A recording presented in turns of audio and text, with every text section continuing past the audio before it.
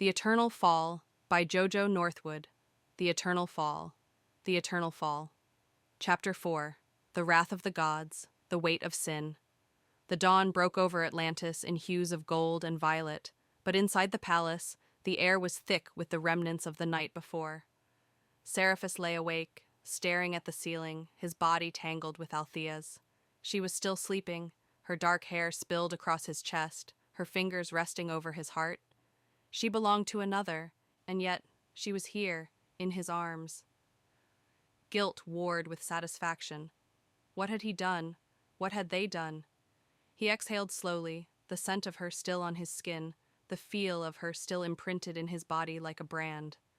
He should have left after the first kiss, after the first touch.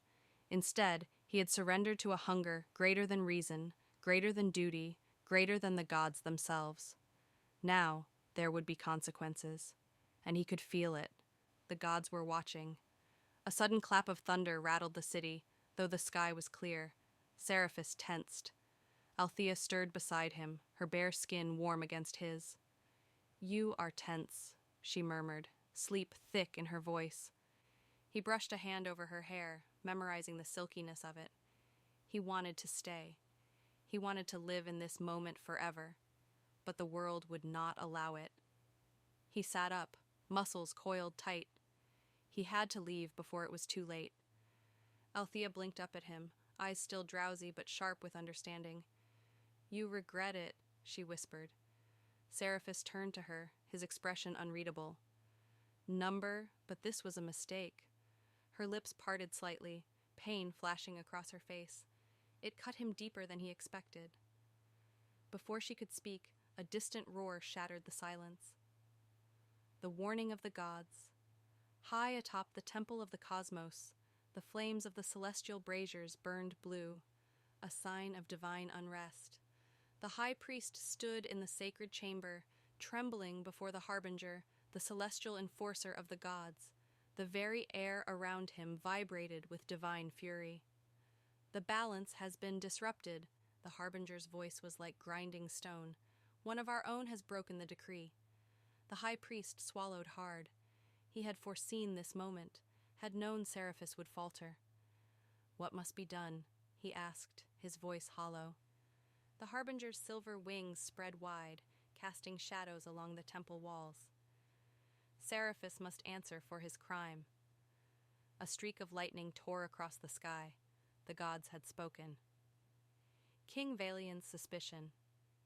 Meanwhile, in the royal halls, King Valian paced. His mood was volatile, his fingers curled into fists at his sides. His spies had reported something that made his blood boil. Princess Althea had disappeared from the celebration early, slipping away into the night. And Seriphus had not been seen either. Coincidence? Valian did not believe in coincidence. He had fought wars for her, killed men for her. She was his. And if Seriphus thought he could take what belonged to him... Valian's jaw tightened. He would burn Atlantis to the ground before letting another man touch her. The divine confrontation, Seriphus barely made it back to his sacred quarters before the sky cracked open. A blinding light erupted before him, and the harbinger appeared, his wings unfurled in divine wrath. "Seriphus!" His voice was sharp as a blade. "You have broken the decree." Seriphus straightened, his expression calm despite the storm raging around him. He would not cower. "I have loved a woman," he said evenly. "That is not a sin." The harbinger's eyes glowed with fury. "You were sent to bear witness to the fall of Atlantis, not to interfere, not to claim a mortal as your own." Seriphus held his ground. "She is not just a mortal." A dangerous silence fell. The harbinger studied him carefully, his gaze shifting with the weight of celestial knowledge. "Then you do not yet know the truth." Seriphus stilled. "What truth?" The harbinger's wings shuddered, the very air around them thick with divine energy. She was not meant to exist. A chill ran through Seriphus. "What are you saying?" The harbinger's expression darkened. "She is the key to Atlantis's destruction." The moment before the storm. Althea stood on the palace balcony, staring at the horizon. The ocean was too still, the air too heavy. Something was coming, and deep in her soul she knew it was because of her. A knock at her chamber door made her pulse quicken. She turned, expecting a servant. But when the door opened, it was King Valian. His eyes burned with an intensity that made her skin crawl.